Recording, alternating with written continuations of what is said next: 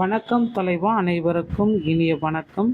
இன்னைக்கு நம்ம இந்த ஒரு வீடியோவில் தாவேகா அரசு விவசாய கடன்களை தள்ளுபடி குறித்து முக்கியமான அறிவிப்பை வெளியிட இருக்கு. என்ன அந்த தள்ளுபடி குறித்து அந்த ஒரு முக்கியமான அறிவிப்பு என்னவாக இருக்கும் அதை பற்றி தான் இந்த ஒரு வீடியோ உங்களுக்கு விளக்குகிறது. ஸோ வீடியோக்குள்ளே போகிறதுக்கு முன்னாடி நீங்கள் நம்முடைய சேனலை முதல் முறையாக பார்க்குறீங்க அப்படின்னா மறக்காமல் சப்ஸ்கிரைப் அண்ட் பெல்லை கிளிக் பண்ணி வச்சுக்கோங்க. தமிழக விவசாய கடன் தள்ளுபடி குறித்து முதல்வர் விஜயனுடைய அதிரடி அறிவிப்பு என்னவாக இருக்கும்? தமிழகத்தில் விஜய் தலைமையிலான அரசு அமைந்துள்ளதால் கூட்டுறவு மற்றும் பொதுத்துறை வங்கிகளில் உள்ள விவசாய கடன்கள் தள்ளுபடி செய்வதற்கான சாத்தியக்கூறுகளை விளக்குகிறது. குறிப்பாக 5 ஏக்கருக்கு குறைவாக நிலம் வைத்துள்ள விவசாயிகளுக்கு 100% கடன் ரத்து செய்யப்படும் என்றும் அதற்கு மேற்பட்டவர்களுக்கு 50% தள்ளுபடி வழங்கப்படலாம் என்றும் கூறப்படுகிறது. இதற்கான அதிகாரப்பூர்வ முன்னேற்பாடுகள் மற்றும் பயனாளிகள் பட்டியல் தயாரிக்கும் பணிகள் விரைவில் தொடங்கப்பட வாய்ப்புள்ளதாக தகவல்கள் தெரிவிக்கிறது. எனினும் எவ்வளவு பெரிய தொகையை தள்ளுபடி செய்தால் அரசுக்கு ஏற்படும் நிதிச்சுமை மற்றும் வங்கிகளின் எதிர்கால செயல்பாடுகள் குறித்த கவலையும் இந்த தொகுப்பு சுட்டிக்காட்டுகிறது. தேர்தல் வாக்குறுதிகள் நிறைவேற்றும் வகையில் வரும் 15ஆம் தேதி முதல் புதிய அறிவிப்புகள் அனைத்தும் வெளியிடப்படலாம் என்ற எதிர்பார்ப்பு வருகிறதுங்க. ஸோ இதை பற்றி தான் இந்த வீடியோவில் நான் உங்களுக்கு சொல்ல போகிறேன். 10,341 கோடி விவசாய கடன் தள்ளுபடி செய்ய போகிறதா சொல்லியிருக்காங்க. ஸோ கண்டிப்பாக விவசாய கடன் தள்ளுபடி தேர்தல் வாக்குறுதிகள் இடம்பெற்றிருக்கு. விஜயுடைய தேர்தல் வாக்குறுதிகள் இடம்பெற்றதுனால கண்டிப்பாக இந்த தேர்தல் வாக்குறுதிகள் இடம்பெற்றதுனால இது நடக்கும். முதல்வர் விஜய் அவர்கள் தேர்தல் வாக்குறுதி நிறைவேற்றும் கூட்டுறவு மற்றும் இதர வங்கிகளில் உள்ள விவசாய கடன்கள் தள்ளுபடி.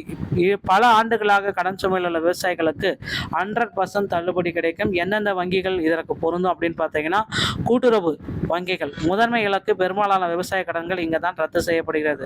பொதுத்துறை மற்றும் கிராமப்புற வங்கிகள் rural, state bank of India, Indian பேங்க்கு மற்றும் உள்ளூர் கிராமப்புற வங்கிகள், வேளாண்மை துறை வங்கிகள், நகர்ப்புற வேளாண்மை மற்றும் கிராமப்புற வேளாண்மை துறை சார்ந்த கடன்கள், மொத்தம் 8 வகையான வங்கிகள் இந்த துறை பட்டியலில் அடங்கும். ஸோ இந்தியன் வங்கியின் சிறப்பு கவனம் அப்படின்னு பார்த்தீங்கன்னா, இந்தியன் வங்கியின் பயிற்சி விவசாயிகள் கடன் தரவு வங்கி நிர்வாகம் நேரடியாக திரட்டியது. தரவுகள் முதல்வர் விஜயின் கவனத்திற்கு பிரத்யேகமாக கொண்டு செல்லப்படுகிறது. இந்த புள்ளி விவரங்கள் ஒட்டுமொத்த கடன் தள்ளுபடி முடிவை துரிதப்படுத்துகின்றன. முக்கிய காரணமாக இது அமைந்துள்ளதுங்க.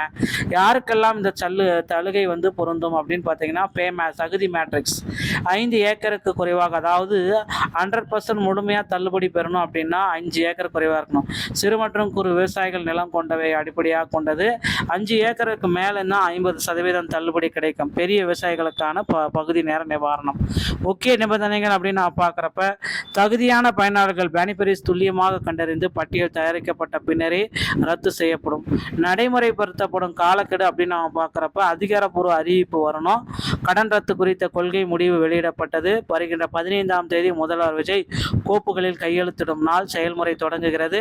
அடுத்த 2-3 மாதங்களில் பயனாளர் பட்டியல் சரிபார்ப்பு பணிகள் தள்ளுபடி செய்யப்படுதல். 2026 சட்டமன்ற தேர்தல் இலக்கு வாக்குறுதியை முன்கூட்டியே நிறைவேற்றும் வியூகமும் இதில் இருக்கு. பொருளாதார சவால் எப்படின்னா, லிக்விட் செக் பாயிண்ட் எப்படி இது நடக்கும், அரசு தள்ளுபடி எப்படி அறிவிக்குது அப்படின்னு பார்த்தீங்கன்னா, அரசு நிதி தராவிட்டால் புதிய கடன்கள் வழங்க முடியாத சூழல் உருவாகும் என அதிகாரிகள் எச்சரிக்கை. விவசாயிகளுக்கு புதிய கடன்களை வழங்குறாங்க. தாமதமான நிதி வழங்கப்படாவிட்டாலும் வங்கிகளின் பணப்புழக்கம் விளங்கும். அரசு தள்ளுபடி செய்த தொகையை உடனடியாக கூட்டுறவு வங்கிகளுக்கு வழங்கப்பட வேண்டும். அரசு தள்ளுபடியை முதல்ல அறிவிக்குது. வங்கி விவசாயியின் கடனை ரத்து செய்கிறது. அரசு தள்ளுபடி செய்த தொகையை உடனடியாக கூட்டுறவு வங்கிகளுக்கு வழங்கப்பட வேண்டும். தாமதமாக நிதி வழங்கப்படாவிட்டாலும் வங்கிகள் பணப்புழக்கம் முடங்கும். விவசாயிகளுக்கு புதிய கடன் வழங்கவும் முடியாது. ஸோ இது மாதிரி தாங்க இந்த சுழற்சியினால தான் அரசு பார்த்தீங்கன்னா இந்த தள்ளுபடியை செய்கிறாங்க. இருவேறு பார்வைகள் அப்படின்னு நம்ம பார்க்குறப்ப, விவசாயிகளினுடைய வரவேற்பு, நீண்ட நாள் கோரிக்கைகளும் நிறைவேற்றப்படுகிறது. கடன் சுமை நீங்கி அடுத்த கட்ட விவசாயிகள் பணியை நிம்மதியாக தொடங்க வாய்ப்பு அதிகமாக இருக்குது. பொருளாதார நிபுணர்கள் மற்றும் எதிர்க்கட்சி கவலை, மாநிலத்தின் நிதி மற்றும் பற்றாக்குறை டிஃபால்ட் பல மடங்கு அதிகரிக்கும் அபாயம், பொருளாதாரத்தின் மீது பெரும் அழுத்தம் ஏற்படும் எச்சரிக்கையும் இதில் இருக்குது.